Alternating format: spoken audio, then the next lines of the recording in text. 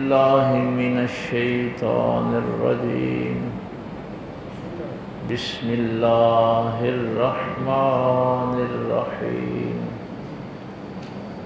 والذين هم بشهاداتهم قائمون. آمنت بالله صدق الله العظيم وصدق رسوله النبي الأمي الكريم ونحن على ذلك من الشاهدين والشاكرين والحمد لله رب العالمين. قال الله تبارك وتعالى في شان حبيبه مخبرا وآمرا: إن الله وملائكته يصلون على النبي يا أيها الذين آمنوا صلوا عليه وسلموا تسليما. الصلاة والسلام عليك يا سيدي يا رسول الله وعلى آلك وأصحابك يا سيدي يا حبيب الله. الصلاة والسلام عليك يا سيدي يا رحمة للعالمين وعلى آلك وأصحابك يا سيدي يا شفيع المذنبين. اللہ رب العزت کی حمد و ثنا کے بعد اور پاک پیغمبر صلی اللہ علیہ وآلہ وسلم پہ ہدیہ درود و سلام پیش کرنے کے بعد نہایت ہی واجب الاحترام معزز سامعین، بزرگوں، دوستوں، عزیز بھائیوں، گزشتہ جمعے ہم انسان کے ارادہ اور اختیار پہ گفتگو کر رہے تھے کہ اللہ تعالیٰ نے انسان کو یہ جو ارادہ اور اختیار کی نعمت سے نوازا ہے، یہ کسی اور مخلوق کو عطا نہیں کی،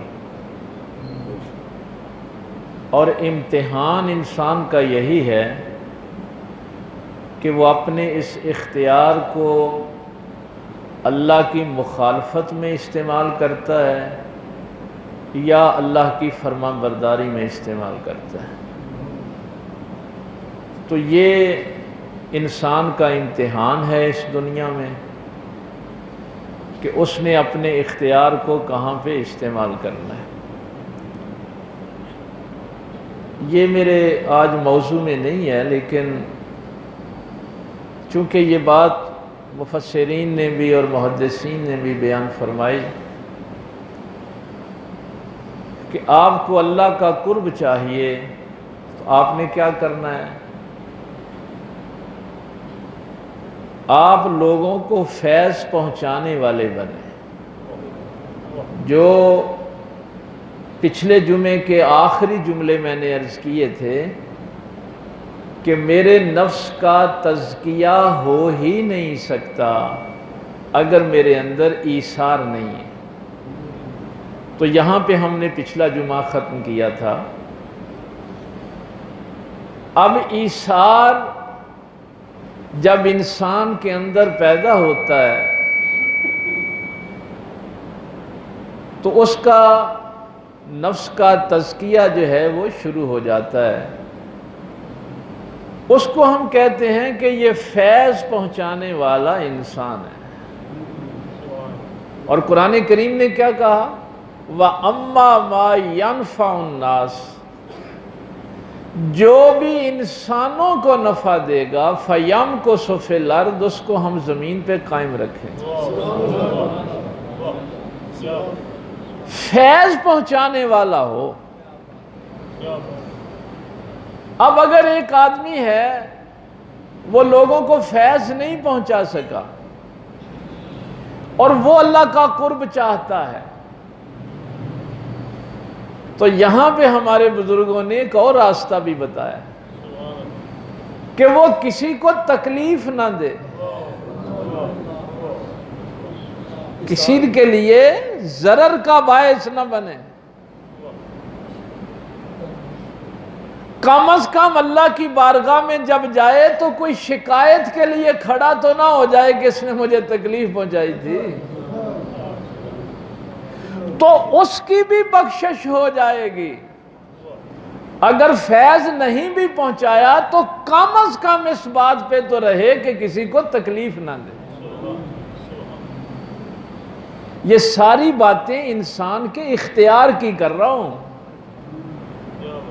یعنی وہاں سے آپ نے نہیں ادھر ادھر ہونا، یہ سارا انسانی اختیار کی بات ہے۔ ہوگا یہی کہ کوئی بھی نبی ہدایت لے کے آئے گا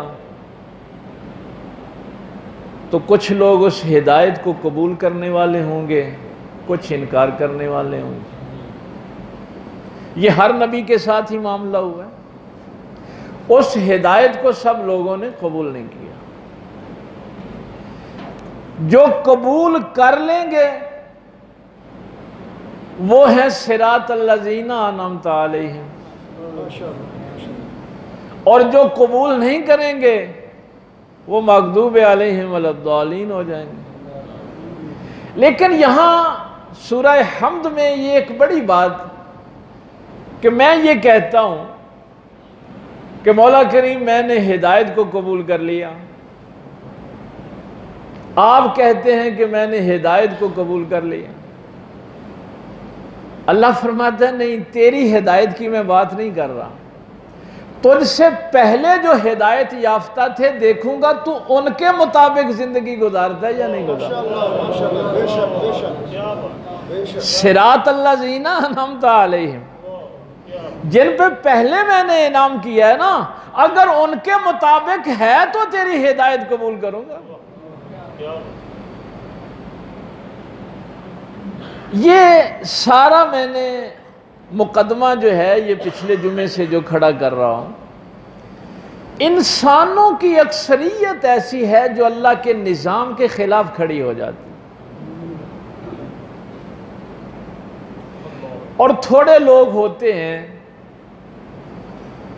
جو اللہ کے نظام کے ساتھ کھڑے ہوتے ہیں، ان کو قربانیاں دینی پڑتی، ان کو تکالیف برداشت کرنی پڑتی، ان کو امتحانات میں سے گزرنا پڑتا ہے۔ لیکن ایک جملہ اگر پچھلے جمعے والا آپ کے ذہن میں ہو کہ بالآخر ہونا وہی ہے جو اللہ چاہتا ہے۔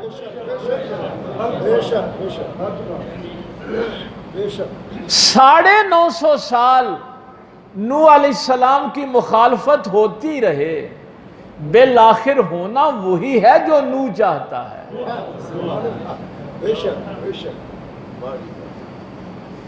نمرود آگ جلا لے، جو جی چاہے کرے، اللہ نے لکڑیوں کو بھی منع نہیں کیا کہ تم نے جلنا نہیں۔ ہاں، اس کے دل میں کوئی بات رہ نہ جائے کہ یہ اگر ہوتا تو پھر میں دیکھتا ابراہیم کیسے بچتا ہے، نہیں، تو ساری کوشش کر لے، پھر دیکھ میں ابراہیم کو کیسے بچاتا ہوں۔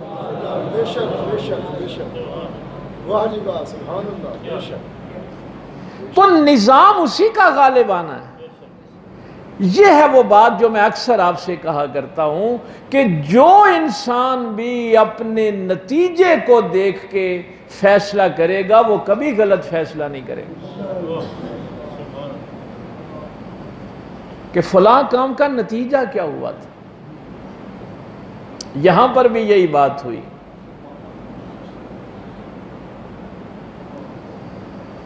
اب کوفہ والوں نے ظاہر ہے بے وفائی تو کی، سرکار امام عالی مقام وہ خط ان کو دکھا رہے ہیں کہ دیکھو یہ تم نے خط لکھے ہیں، مجھے بلایا ہے،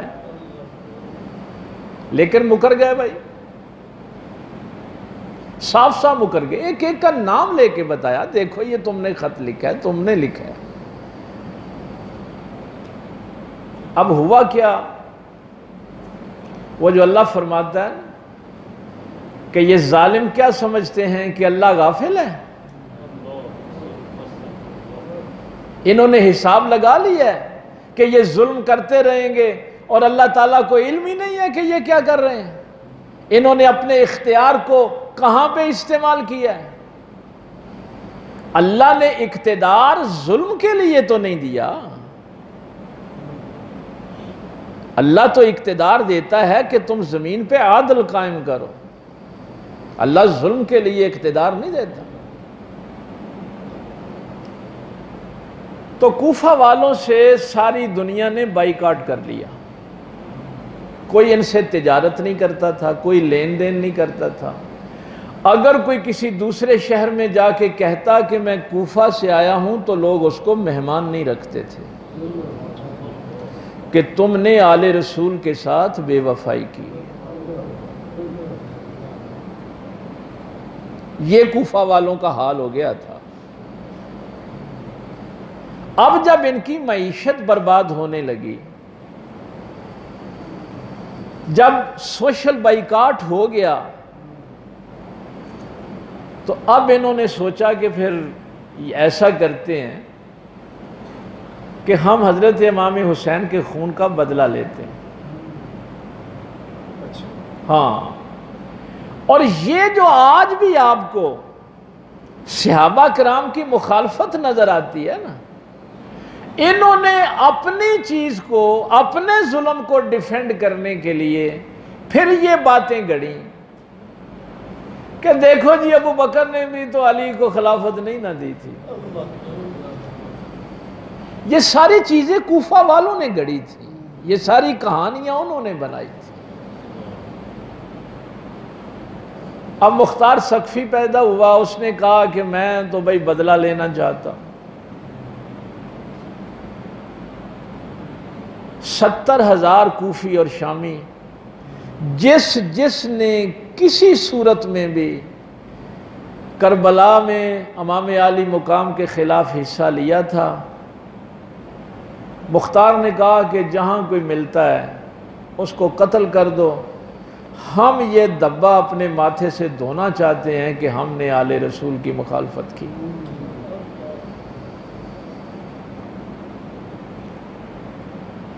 خولی کے گھر چھاپا مارا گیا، لیکن معاملہ یہاں میں ایک تھوڑا سا پیچھے، تاکہ آپ یہ ساری بات اچھی طرح فالو کر پائیں۔ یزید کے دربار میں ایک واقعہ ہوا تھا جو طبری نے لکھا ہے، یہ مسلمانوں کا پہلا مورخ ہے۔ وہ کہتا ہے کہ اس وقت جب سرکار امام عالی مقام کا سر اقدس وہاں پہ پیش کیا گیا تو یزید کی بیوی جو ہے نا وہ دربار میں آ گئی۔ اس نے پوچھا کہ یہ کون لوگ ہیں؟ پہلے تو بتایا گیا تھا کہ یہ باغی ہیں، اب جب پتہ چلا کہ یہ تو نبی پاک صلی اللہ علیہ وسلم کی آل ہے تو اس نے نا اپنا نقاب اتارا، تو یزید بڑا پریشان ہوا اور اس نے کہا کہ تو نے سارے مجمع کے سامنے نقاب اتار دیا ہے۔ تو یہ پہلا جو احتجاج تھا یہ یزید کی بیوی نے کیا تھا۔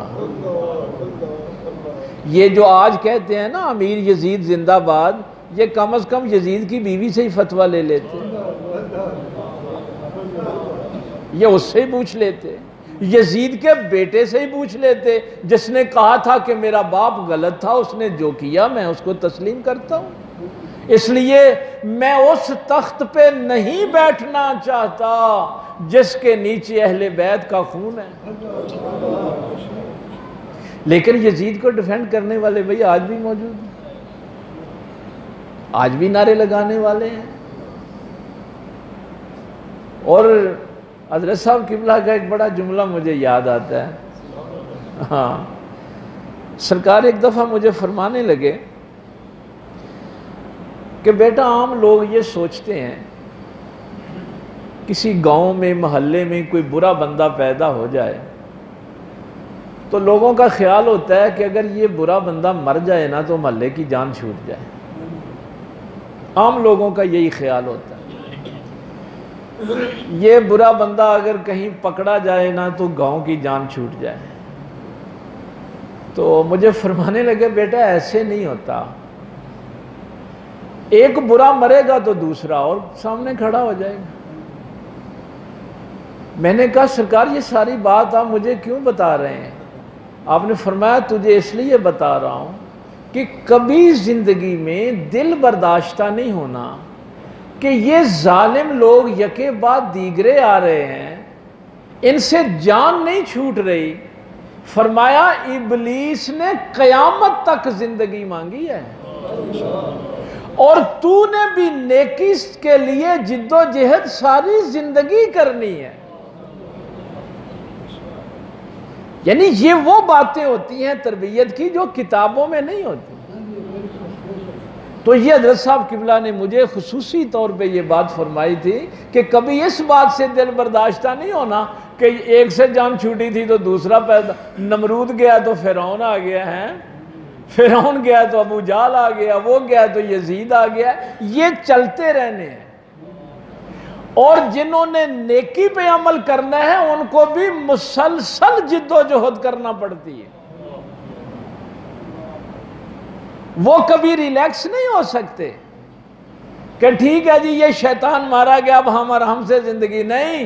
ابلیس نے کہا تھا کہ یا اللہ مجھے قیامت تک زندگی عطا کر. اس لیے شیطانی لوگ جو ہیں وہ بھی آتے رہیں گے، اس دین کی مخالفت بھی لوگ کرتے رہیں گے. تو یزید کی بیوی نے وہاں ایک جملہ کہا جس نے پورے دربار کو ہلا کے رکھ دیا تھا، اور پھر وہ چلی گئی تھی. یزید نے کہا بھی کہ میرا گھر برباد. اس نے کہا تو نے نبی کا گھر برباد کیا ہے، میں تیرے گھر کو کیا کروں؟ اس نے وہاں یہ جملہ کہا تھا، اس نے کہا تجھے میرے پردے کی حیا ہے اور فاطمہ کی اولاد کے پردے کی حیا ہے.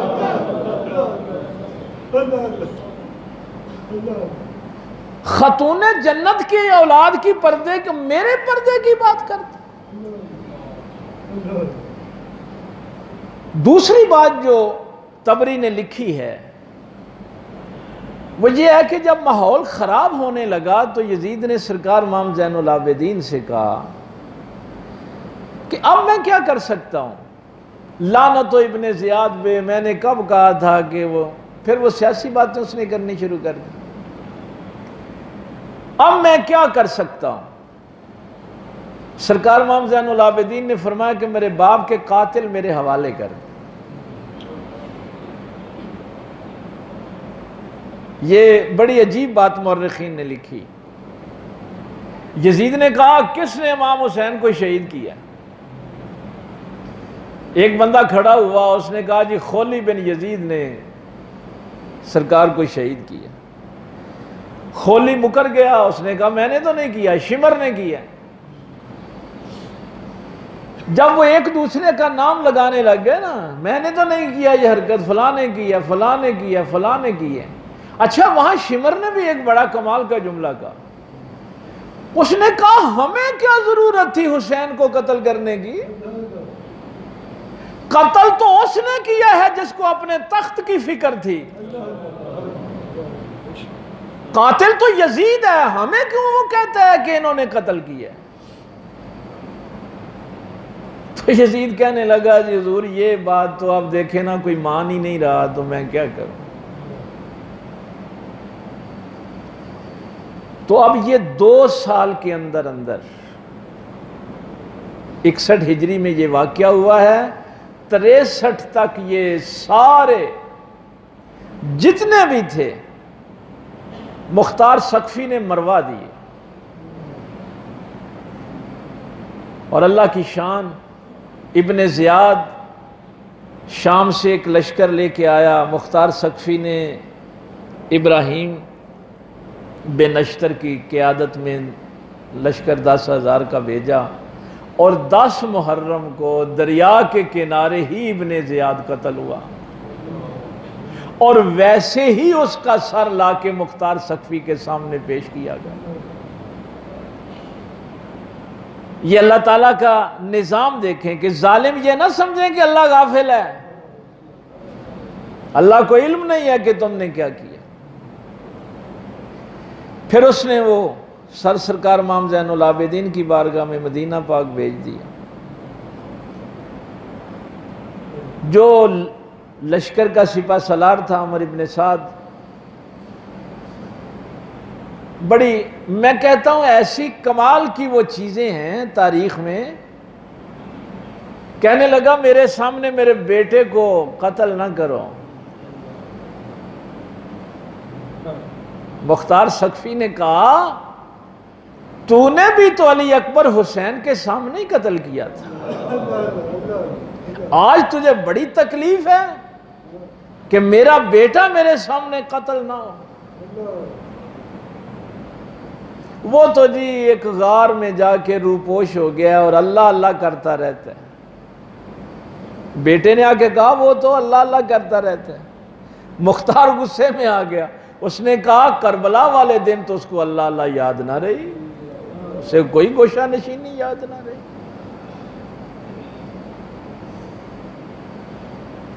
کچھ لوگ، یہ خولی بن یزید بھی مارا گیا، شمر بھی مارا گیا، کچھ لوگ بچ گئے، مختار سے بچ گئے۔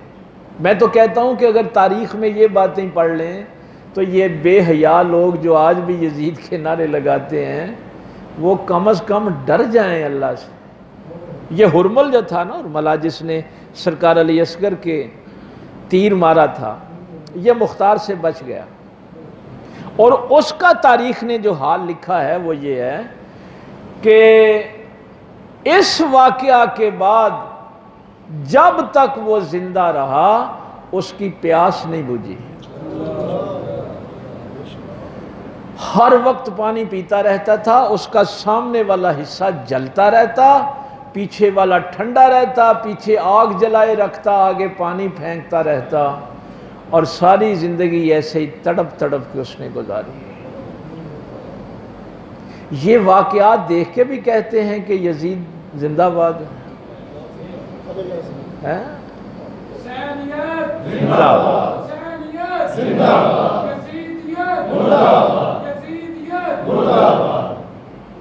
اب وہ دیکھیے، یہ میں اکثر جگہوں پہ کہتا ہوں، ہمارے بھائی نے، ظاہر ہے یہی ہماری محبت ہونی چاہیے، یہ ہمارے ایمان کا حصہ ہے، یہ ان کی مہربانی ہے کہ ہم ان کا ذکر کر رہے ہیں، یہ ان کی مہربانی، ورنہ اعلیٰ حضرت نے جو ایک جملہ کہا تھا کہ بے اجازت جن کے گھر جبرائیل آتے نہیں،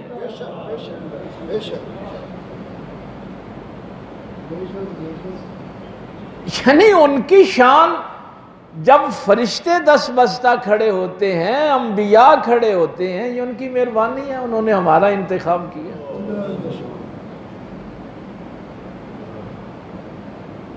لیکن یہ جملہ ذہن میں رکھنا، جب اس نے کہا کہ دیکھو یہ ہماری فتح کا،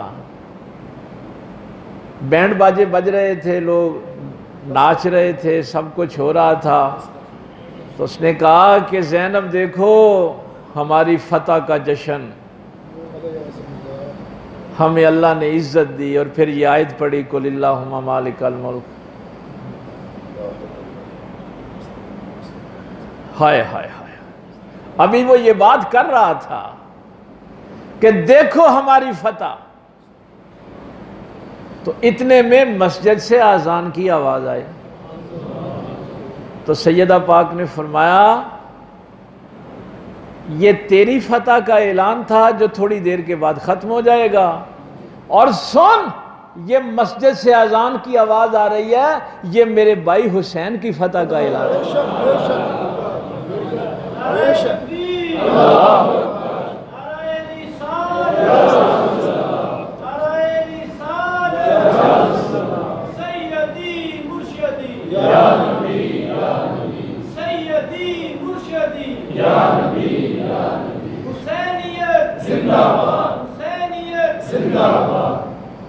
فرمایا ہماری فتح کا اعلان قیامت تک ہوتا رہے۔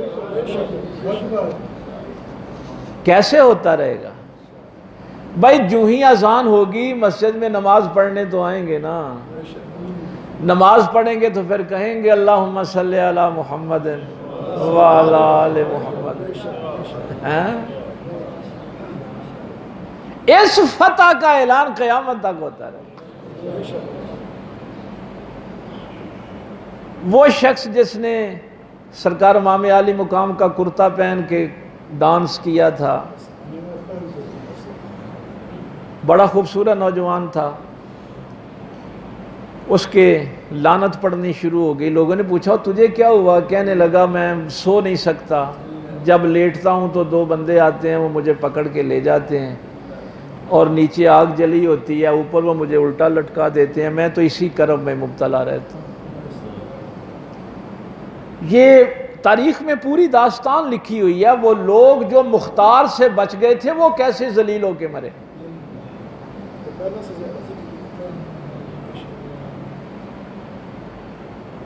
ایک وہ تھا جس نے سرکار کی دستار کی بے ادبی کی تھی، وہ نالیوں کا پانی پیتا تھا، اس کے گھر والوں نے اسے باندھ دیا۔ اب یہاں اس سٹیج پہ میں آپ کو اس لیے لے کے آیا ہوں،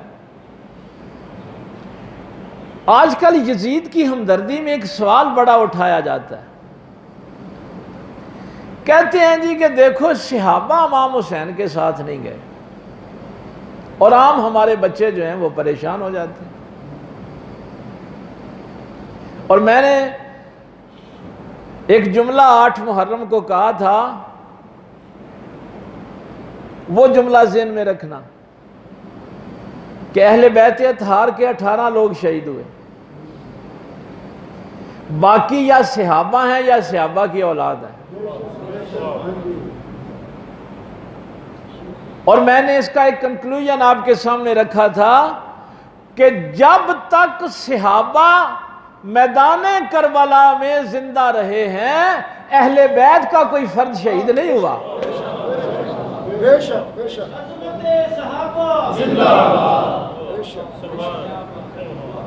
صحابہ شہید ہوئے ہیں تو اہل بیت کی طرف کسی نے غلط نظر اٹھائی۔ اور یہ میں ہر جگہ اپنے نوجوانوں کو بتا رہا ہوں کہ آج بھی اگر امام عالی مقام کے ساتھ ہم کھڑے ہیں تو کون کھڑے ہیں جو صحابہ کی عظمت کو ماننے والے؟ ابن زیاد کے دربار میں جب توہین ہونے لگی تھی، اس نے چھڑی لگائی تھی ہونٹوں پہ، تو کون کھڑا ہوا تھا؟ صحابی کھڑا ہوا تھا۔ زید بن ارقم نے اٹھ کے احتجاج کیا تھا۔ یزید کے دربار میں بے ادبی ہونے لگی تھی تو صحابی کھڑے ہوئے تھے۔ اور اب یہ بات یہاں تک نہیں رکی، ہمارے بچوں کو بتایا نہیں جاتا۔ جو ہی یہ خبر مدینہ پاک پہنچی اور مکہ پاک پہنچی تو دونوں شہروں میں جو صحابہ تھے ان کی اولادیں تھیں، انہوں نے یزید کے خلاف کھڑے ہو گئے۔ یہ بخاری شریف میں بھی ہے، مسلم شریف، حدیث کی ساری کتابوں میں۔ اور پھر یزید نے اگلا حملہ کن پہ کروایا؟ مدینہ پاک پہ حملہ کروایا۔ 3 دن تک مدینہ پاک کی جو یزید نے حکم بھیجا تھا کہ جان مال اور عزت تمہارے لیے حلال ہے، اپنی فوجوں سے کہا تھا جس کو جی چاہے قتل کر دو، جس کو جی چاہے لوٹ لو، جس عورت کو چاہے اٹھا لو۔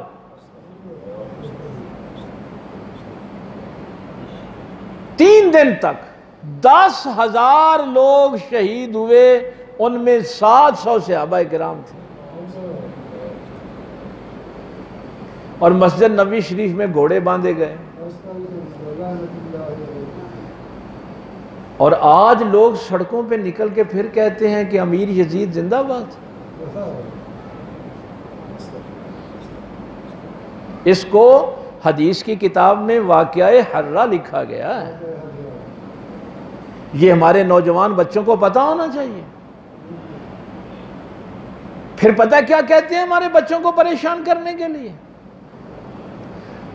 وہ دیکھو جی کربلا میں تو ساتھ نہیں گئے تھے، او بے وقوفوں، جو حسین کے بغیر زندگیاں دے سکتے ہیں، حسین کی موجودگی میں ان کا کیا حال ہوگا؟ اب تو امام عالی مقام اس دنیا میں نہیں ہے نا، تو پھر بھی وہ سب کچھ قربان کر رہے ہیں۔ اس وقت تو امام عالی مقام جو راستے میں بھی ملنے آتا تھا فرماتے تھے کہ یار نہیں، میرا یہ کوئی سفر جنگ والا تو نہیں ہے، آپ واپس کر دیتے تھے۔ پھر مکہ پاک پہ چڑھائی کی، خانہ کعبے کے غلاف کو آگ لگی، اور اسی رات پھر یزید تڑپ تڑپ کے مرا، جس دن خانہ کعبے کو آگ لگی۔ اور پھر شرم نہیں آتی، یہ حدیث بھی پڑھتے ہیں، یہ حدیث بھی پڑھتے ہیں کہ حسنین کریمین جنت کے نوجوانوں کے سردار ہیں، یہ حدیث بھی پڑھتے ہیں۔ اسی لیے علامہ اقبال نے فرمایا تھا، ہائے ہائے ہائے، قافلہ حجاز میں ایک حسین بھی نہیں۔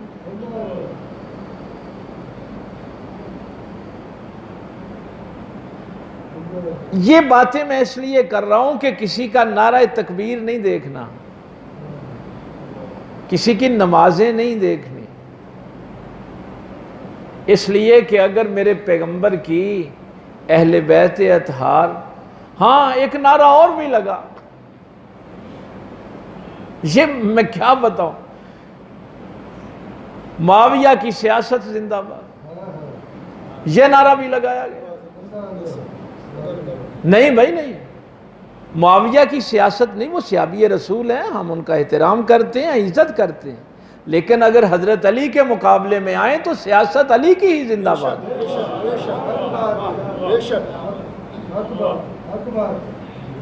میں ادھر قلعہ کالر والا میں گیا، محرم میں پروگرام تھا، تو مجھے وہاں کچھ علماء نے پوچھا، میں نے کہا بھائی میں تو علی کے در پہ کھڑا ہوں، اور میں کوئی لمبی چوڑی بات نہیں کرنے والا، میں تو سرکار مولا علی کے در پہ کھڑا ہوں۔ علی کے ساتھ جو ہے وہ ہمارا ہے، جو نہیں وہ ہمارا نہیں ہے، ہمارا اس سے کوئی تعلق نہیں۔ جس سے امام حسن صلح کریں، ہماری اس کے ساتھ صلح ہے، اور یزید کے ساتھ آج تک نہیں۔ ہاں، ہمارا عقیدہ بڑا واضح ہے، ہمارا توحید کا عقیدہ بھی بڑا واضح ہے، ہمارا رسالت کا عقیدہ بھی بڑا واضح ہے، صحابہ و اہل بیت کا عقیدہ بھی بڑا واضح ہے۔ ہمیں کوئی کنفیوژن نہیں ہے، ہمیں کوئی پریشانی نہیں ہے، ہم قابل فروخت نہیں ہیں۔ اور میں یہ علماء کو بھی اکثر کہتا ہوں، میرے حضرت صاحب قبلہ نے، بزرگوں کے یہ ایک جملے ہی ہوتے ہیں جو زندگی بدل دیتے ہیں، اور یہ میں آپ کو بھی یہ زندگی کا اتنا بڑا اصول فرمایا کرتے تھے، بیٹا جس کا پنجابی میں وہ جیسے انہوں نے کہا میں وہی جملہ دہرا دیتا ہوں، جدا اللہ رسول دے کروں رج نہیں ہویا وہ دا کتوں بھی نہیں ہویا۔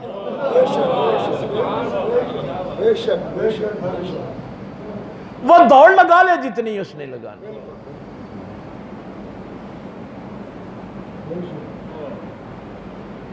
اس لیے یہ بھائی ایمان کا جو پودا ہوتا ہے نا، اس کا ارد گرد بڑی منافقت کی جڑی بوٹیاں اگاتی ہیں، پھر ان کو سپرے بھی کرنی پڑتی ہے، گوڈی کر کے اکھاڑنا بھی پڑتا ہے، تاکہ ایمان کا پودا جو ہے وہ مضبوط رہے، وہ پھل دے، وہ تناور ہو۔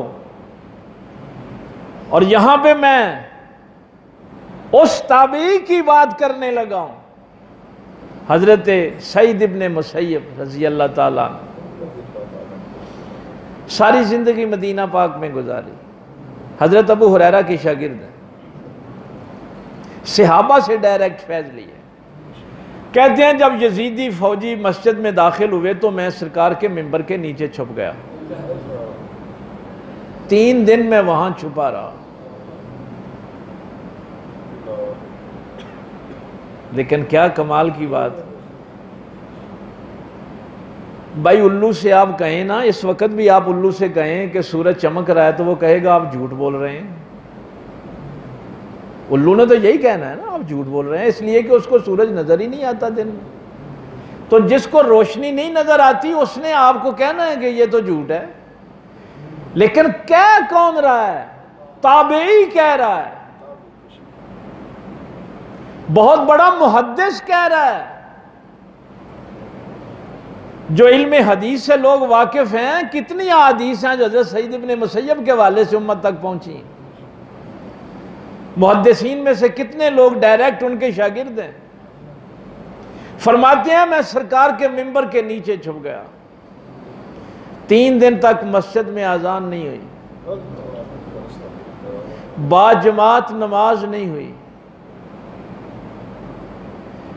اگر خانہ کعبے کو آگ لگا کے، صحابہ کو شہید کر کے، مسلمانوں کا جان مال لوٹ کر بھی کوئی جنتی ہے تو پھر وہ جنت آپ کو ہی اللہ نصیب کرے۔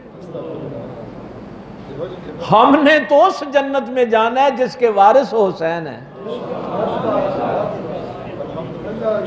سعید ابن مسیب رضی اللہ تعالیٰ عنہ فرماتے ہیں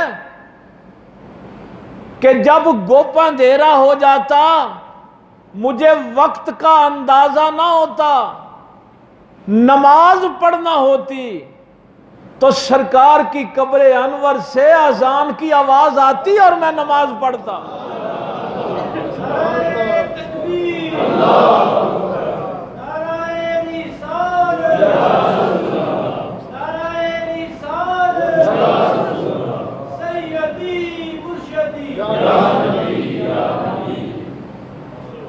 یہ کوئی 14ویں صدی کا مولوی نہیں کہہ رہا۔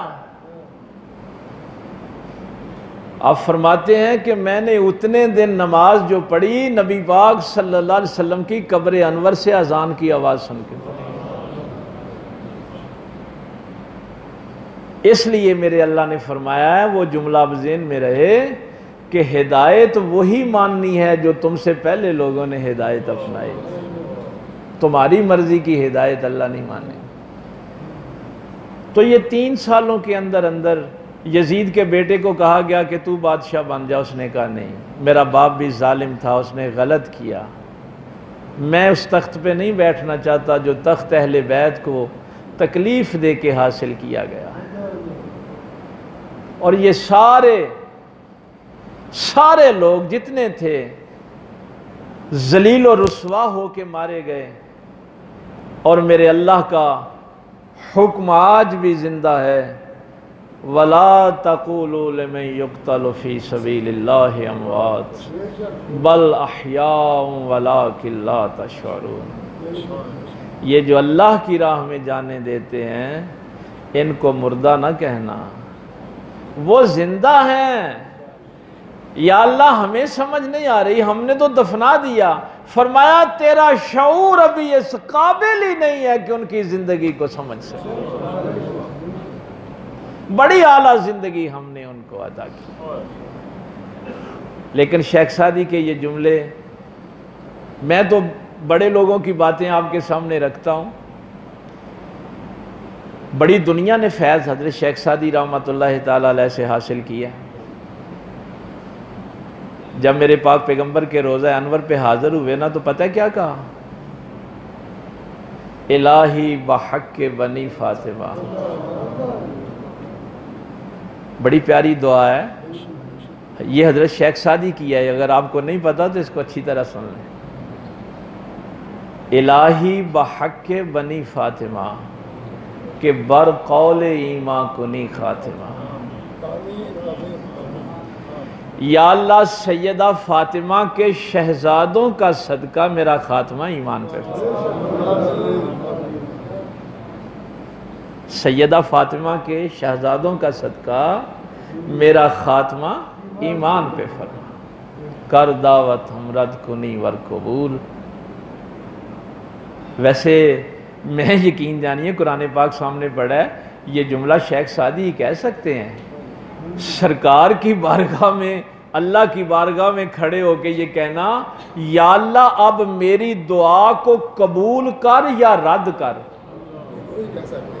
یہ جو میں تیرے سامنے دعا کر رہا ہوں نا، اس دعا کو قبول کر یا رد کر. منو دست و دامان آل رسول، میرے اللہ اتنا دیکھ لینا کہ میرے ہاتھوں میں دامن حسنین کریمین، میں دعا تیرے نبی کے شہزادوں کا دامن پکڑ کے کر رہا ہوں.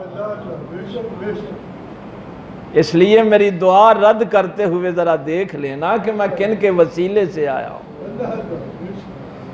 یہ آج کل کے جو اندھے الو ہیں ان کو کیا پتا وسیلہ کیا ہوتا ہے.